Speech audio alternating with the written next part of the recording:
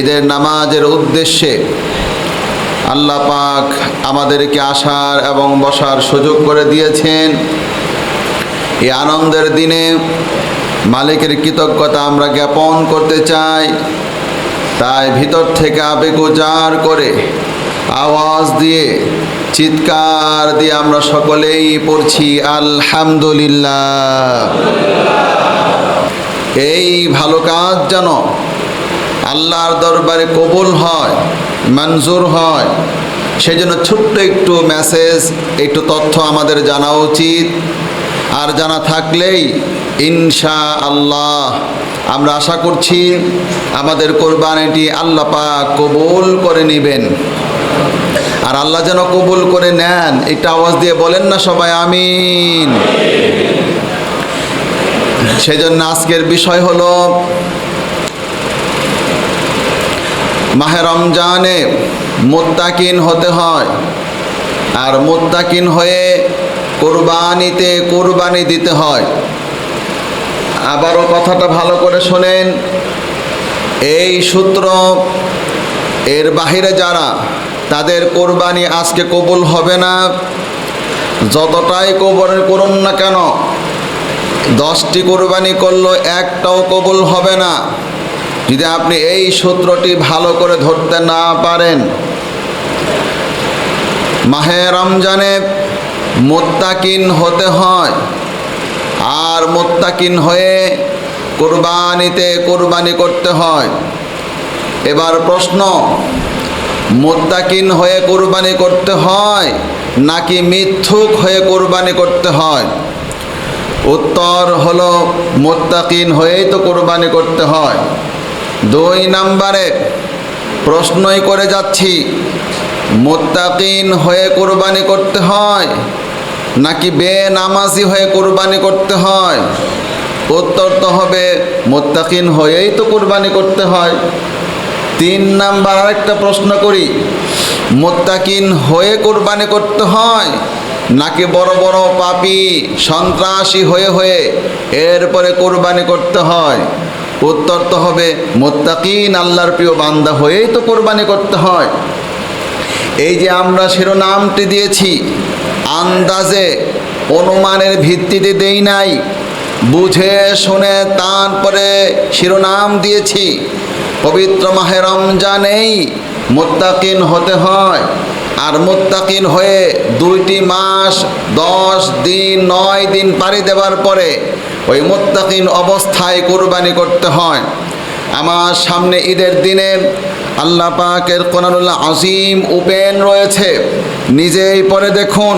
সূরা বাকারার 183 নম্বর আয়াত, এবং আপনি পড়ে দেখুন সূরা মাঈদা। আসেন 2টি আয়াতে আপনাদের সামনে পেশ করছি।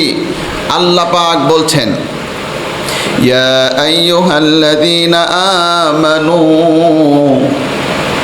ইয়া আইয়ুহাল্লাযীনা আমানু, হে বিশ্বাসীরা, কুতিবা আলাইকুমুস সিয়ামু কামা কুতিবা আলাল্লাযীনা মিন ক্বাবলিকুম, তোমাদের উপরে রোজাকে ফরজ করে দেওয়া হয়েছে যেইভাবে তোমাদের পূর্ববর্তীদের উপরে রোজাকে ফরজ করে দেওয়া হয়েছিল। কেন?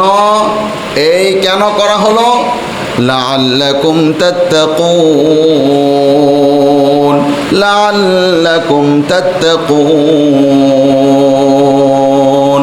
যাতে করে তোমরা মুত্তাকিন হতে পারো। পরিষ্কার হয়ে গেল, পবিত্র মাহে রমজান এসেছিল মুত্তাকিন করার জন্য। এবার বাংলাদেশে যারা কোরবানি দিবে, মুত্তাকিন অবস্থায় কোরবানি দিবে না, তাদের কোরবানি কবুল হবে না, একথা পরিষ্কার বলে দিচ্ছি। কোরআনুল আজিম পড়ে দেখুন, আল্লাহ পাক বলছেন, এই পৃথিবীতে প্রথম যে 2 ব্যক্তি কোরবানি করেছিল, একজনের নাম হলো হাবিল, আর একজনের নাম হলো কাবিল। সেইখানে প্রথম আয়াতেই বলা হয়েছে একজনেরটা কেন কবুল হচ্ছে আর এক ব্যক্তিরটা কেন কবুল হচ্ছে না। ওয়াতলু আলাইহিম নাবা আবনাই وكذب بالحق হে নবী আপনি পৃথিবীবাসীকে পাঠ করে শুনিয়ে দিন, তাদের সামনে জানিয়ে দেন, এটা পরে পরে শোনান।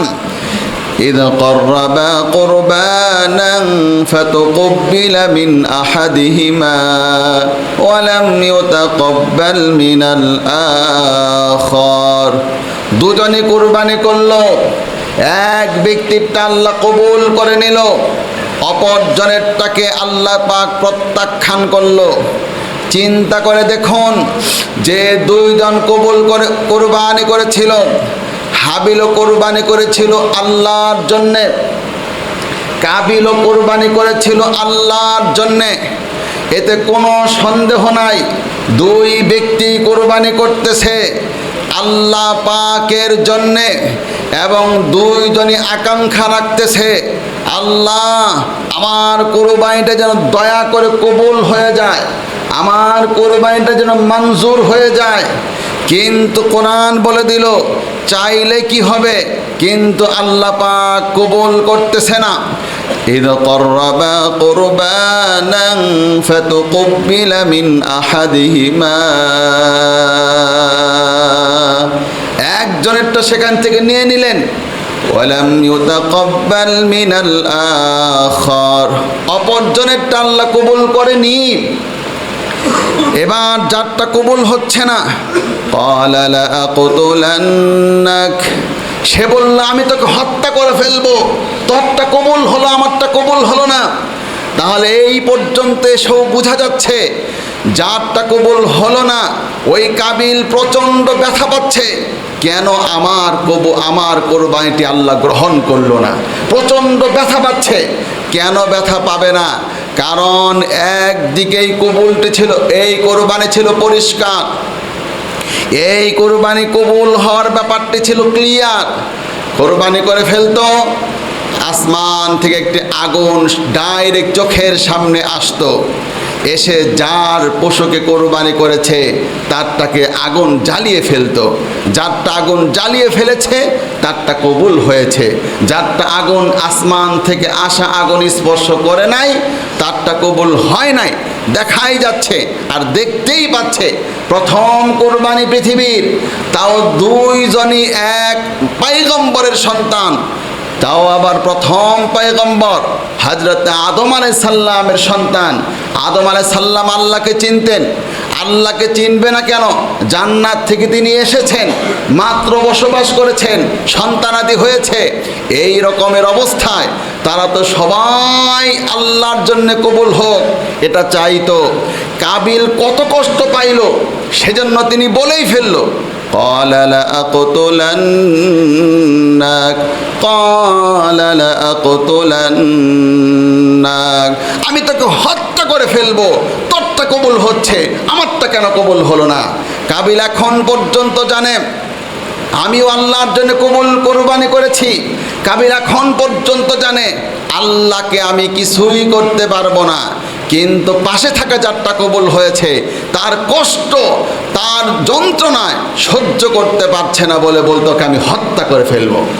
এবার শিক্ষিত, এবার কবুল হওয়া ওই মহান ব্যক্তি, ওই শ্রেষ্ঠ ব্যক্তি, এবার তিনি কি বলে সেটা এখানে পরিষ্কার বলা আছে, যেটাই আজকে আপনাদেরকে বলতে চাচ্ছি। তিনি এবার হাবিল বলে ফেলল, ক্বালা ইন্নামা ইয়াতাকাব্বালুল্লাহু মিনাল মুত্তাকিন ক্বালা ইন্নামা ইয়াতাকাব্বালুল্লাহু মিনাল মুত্তাকিন ক্বালা ইন্নামা ইয়াতাকাব্বালুল্লাহু মিনাল মুত্তাকিন। তিনি বলে দিলেন নিশ্চয়ই আল্লাহ পাক তো মুত্তাকিন ব্যক্তির কোরবানিটাই আল্লাহ কবুল করে থাকেন। জোরে বলেন না সুবহানাল্লাহ, আরো জোরে বলেন সুবহানাল্লাহ। তাহলে পরিষ্কার হয়ে গেল এই সূত্রের বাহিরে এই একটু পরে আপনি কোরবানি করতে যাচ্ছেন, মন দিয়ে শোনেন, শেষ মুহূর্তেও আমি আপনার কোরবানিটা যেন আল্লাহ দয়া করে কবুল করে, সেজন্য আমি গুরুত্বপূর্ণ অংশটা এখন দিচ্ছি, যাতে করে আপনি একটু পরই আপনি যে পশুটা কোরবানি করবেন, আপনি যে এই হালত নিয়েই যেন কোরবানি করেন। সেজন্য আজকের শিরোনাম দিয়েছি, রমজানে, পবিত্র মাহে রমজানে মুত্তাকিন হতে হয়, আর মুত্তাকিন হয়ে কোরবানি করতে হয়।